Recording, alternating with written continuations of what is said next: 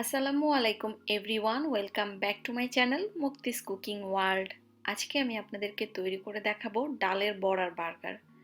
একদমই ভিন্ন ধরনের একটা বার্গার রেসিপি, তবে এটা খেতে খুবই মজাদার হয়ে থাকে। ইফতারের টেবিলে আমরা প্রতিদিনই দেখা যায় ডালের বড়া বা ডালের পেঁয়াজু খেয়ে থাকি, তবে ইফতারি টেবিলেতে কিছুটা ভিন্নতা আনতে এই বার্গারটা তৈরি করে দেখতে পারেন।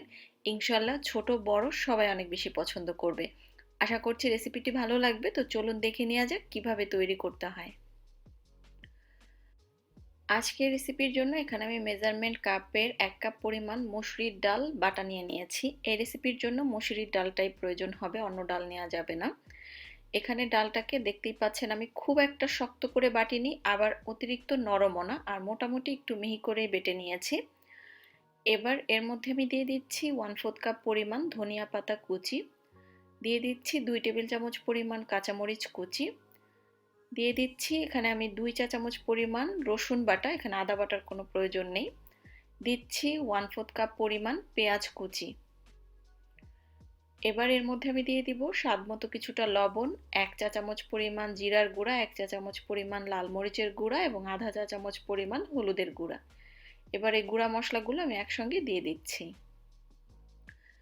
এখন হাতের সাহায্যে খুব ভালোভাবে সবকিছু একসঙ্গে মেখে নিতে হবে। আর এখানে আমি আবারও বলে দিচ্ছি, ডাল বাটার কনসিস্টেন্সিটা খুব একটা শক্তও হবে না, আবার একেবারে নরমও হবে না। আপনারা দেখতেই পাচ্ছেন মিডিয়াম কনসিস্টেন্সি করে আমি ডালটা বেটে নিয়েছি। আর সবকিছু হাত দিয়ে খুব সুন্দর করে মিশিয়ে নিতে হবে। তো আমার সবকিছু ভালোভাবে মিশিয়ে নেওয়া হয়ে গিয়েছে। এখন বার্গারের পেটির সাইজ করে আমি এই বড়াগুলোকে ভেজে নিব। এভাবে হাত দিয়ে একটু স্প্রেড করে নিতে হবে। চুলায় আমি একটা ফ্রাই প্যান বসিয়ে নিয়েছি, এর মধ্যে দিয়ে দিলাম 3 টেবিল চামচ পরিমাণ রান্নার রেগুলার তেল। তেলটা একটু গরম হয়ে যাওয়ার পরে আমি এখানে কিছুটা ডালের মিশ্রণ নিয়ে হালকা হাতে স্প্রেড করে দিচ্ছি।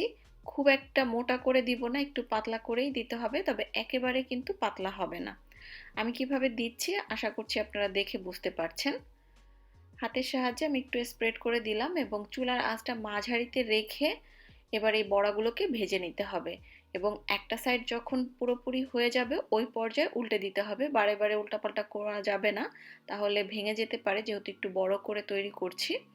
তো একটা সাইড সুন্দর মতো ভাজা হয়ে গেলে তখন শক্ত হয়ে যাবে, আর ওই পর্যায়ে উল্টে নিতে হবে।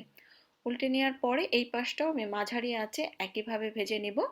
আর চুলার আঁচটা একটু মাঝারি রাখবেন, তা না হলে এবার ভিতরে কাঁচা থেকে যেতে পারে। তো উল্টে পাল্টে দুটো সাইড মাঝারি আঁচে আমি লালচে করে ভেজে নিব। আর এরই মাঝে কিন্তু আমার ভেজে নেওয়া হয়ে গিয়েছে।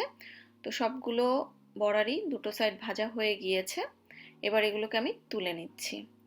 আর এই তো আমার বার্গারের জন্য পেটি একদম রেডি। চুলায় আমি আবারও একটা ফ্রাই প্যান বসিয়ে নিয়েছি এবং বার্গার তৈরি করার জন্য এখানে আমি বার্গার বান নিয়েছি। বানের মাঝখান দিয়ে কেটে নিয়েছি এবং এই বানগুলোকে আমি একটু হালকা করে ছেঁকে নিব।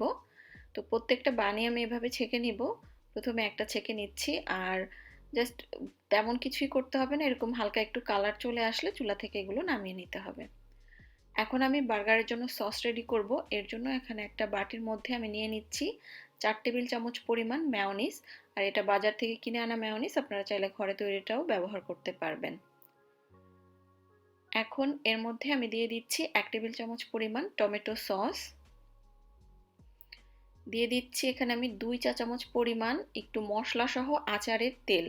আর এই রেসিপির ক্ষেত্রে অবশ্যই এই আচারটা ব্যবহার করতে হবে, তাহলে বার্গার সসটা খেতে খুব মজার হয়ে থাকে, যার কারণে বার্গারটা খেতেও অনেক মজার লাগে।